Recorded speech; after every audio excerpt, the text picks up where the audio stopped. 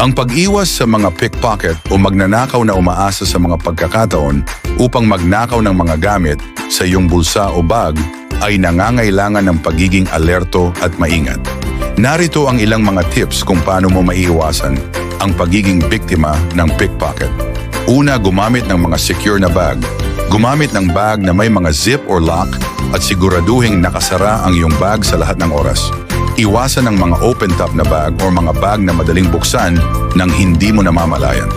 Kung may sling bag ka, laging isabit ito sa harap ng iyong katawan para mas madaling makita kung may kumakalabit.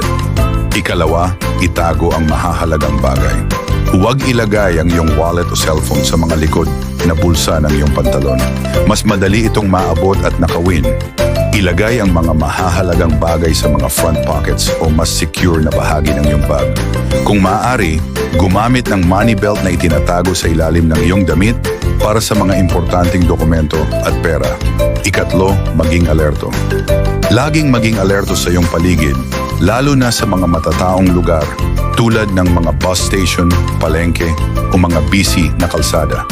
Iwasan ang sobrang pagtuon sa iyong cellphone habang naglalakad dahil ito ay nagiging oportunidad para sa mga pickpocket. Kung may nararamdaman kang hindi pamilyar o may mga tao na tila sumusubok magpanggap na tumulong o mag-abala sa iyo, mag-ingat. Ikaapat, iwasan ang matataong lugar.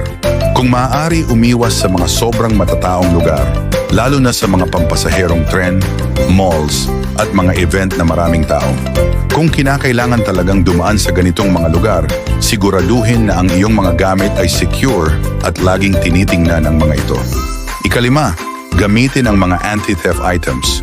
May mga anti-theft na bags o backpacks na may mga built-in na lock, cut-resistant straps, at iba pang features na makakatulong sa pag-iwas sa pickpockets.